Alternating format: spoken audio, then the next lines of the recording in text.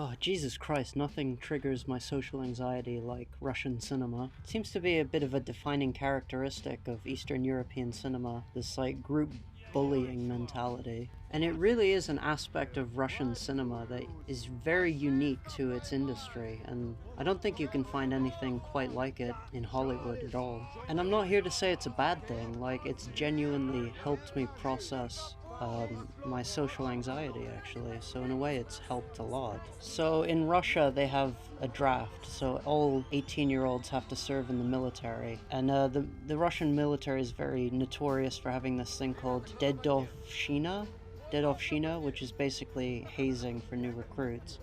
So bullying is very much institutionalized in the Russian military, and I think the way it's kind of like seeped into Russian culture as a whole is kind of like reflected in these films. And to be perfectly honest, it triggers the fuck out of me. Like, I genuinely get social anxiety from watching these movies. And to be honest, it gives me a lot of respect for Russian soldiers. Like, if you're a Russian soldier and you're out there, doing your job, like, I salute you.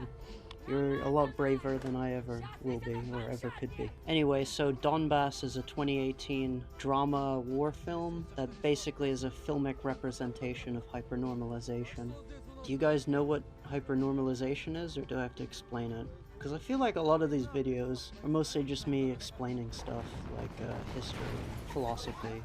I'm not philosophy tube, okay? This is a film channel. I'm talking about films. Hypernormalization was coined by Adam Curtis in his 2016 documentary Hypernormalization. And what he posited was that, well, it's very complicated, but the gist of it is that conservative governments will kind of destroy the truth in order to clamp down on a surging left-wing movement. And this is basically how liberal societies, conservative societies, would sustain themselves when capitalism failed. He also said that left-wing movements would abandon politics and focus more on the arts, which is exactly what happened if you're paying attention. So what happens in Donbass is very specific to like a Russian kind of theory of lying so much that you wear down your opponents. So everyone in Donbass, the government, the people, they're all lying to each other and themselves. And the thing is, everyone knows they're lying. And the thing is, like, when everyone's lying, who's telling the truth? And that's kind of like a microcosm of, like, why people don't believe in global warming, why flat earthers still exist, because it embeds skepticism into their minds. And that's also why it's very hard for a left-wing movement to operate in these circumstances, because a lot of left-wing rhetoric is based on like theory and readings and class analysis, and none of that matters when nothing exists, nothing is true. In the end, people just believe whatever lie is most convenient to their situation. So the soldiers believe the lie because it allows them gives them a job, they get to kill people, and they get power over this new community in eastern Ukraine. The politicians believe it because they're able to extract a lot of resources out of the area without any kind of like overhead government trying to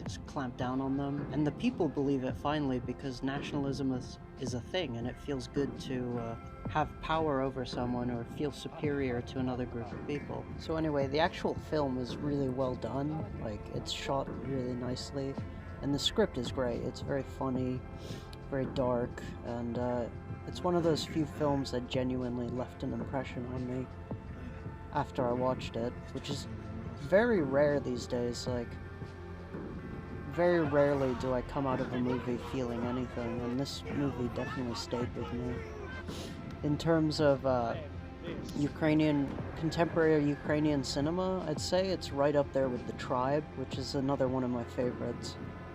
And if you haven't seen The Tribe, definitely check it out. It's basically a gangster movie entirely in sign language. It's incredible. And that's basically all I have to say. Yeah, watch more foreign cinema. There's a lot of great stuff out there. You just have to find it. One of my favorite movies of the 10s was Leviathan, which is a Russian movie.